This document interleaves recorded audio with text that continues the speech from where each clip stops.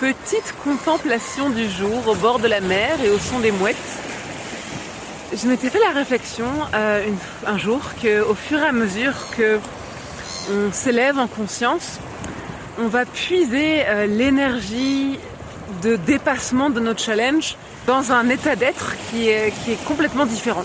Par exemple, si je prends l'exemple je suis dans un job désaligné et je rêve de lancer mon entreprise qui correspond à ma passion, mais voilà, j'ai peur.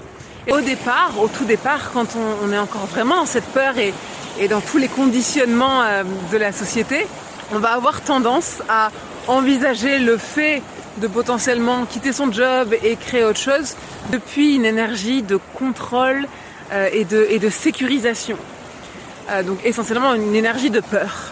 Puis quand on s'élève un petit peu en niveau de conscience et qu'on découvre la notion de responsabilité, de je crée ma réalité, etc., on se rend compte que on peut faire appel au courage pour sortir de sa zone de confort et créer une nouvelle réalité. Et l'état d'être dans lequel on peut puiser au-delà du courage, pour moi, c'est la foi. La foi, c'est déjà un état d'être de co-création avec la vie, avec son âme, avec le divin. Et pour moi, la foi, elle est déjà ancrée dans une certaine fréquence de certitude. Ma foi, elle est en moi, je la remets pas à l'extérieur.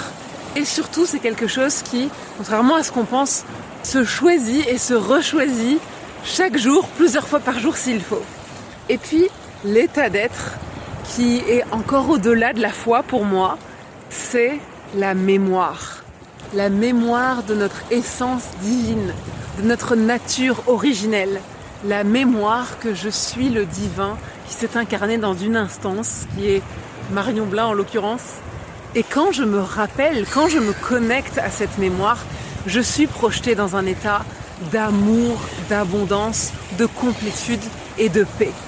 Et donc ce que je remarque, c'est que plus j'avance sur ce chemin de conscience, moins je suis en résistance avec la matière. Au départ, je suis dans le contrôle, donc je suis très influencée par la réponse de la matière et je suis très vite freinée dès que ce que je reçois dans le visible ne va pas dans le sens de ce que je désire créer. Ensuite, le courage, ça libère déjà un flot d'énergie, mais le courage, pour moi, je le puise beaucoup dans mon humaine, dans ma détermination, dans ma volonté. Ça peut encore rencontrer beaucoup de résistance. La foi permet déjà un vrai état de détente et encore une fois de co-création, c'est-à-dire que je passe le relais à plus grand que moi. Et quand je suis dans la mémoire, c'est-à-dire que je me souviens, ça y est, je sais qui je suis, le voile de l'illusion a sauté. Alors je deviens un canal pour le flot d'intuition, le flot d'énergie divine. Et c'est à ce niveau-là de grand rappel, dans lequel je suis encore très rarement, que j'expérimente soudain la vie de façon complètement fluide. Et que l'évidence remplace la résistance. Si cet épisode a résonné, sache qu'il existe un espace où cette fréquence, elle se vit de façon plus continue, plus intime, je dirais, plus incarnée. Divine égoïste.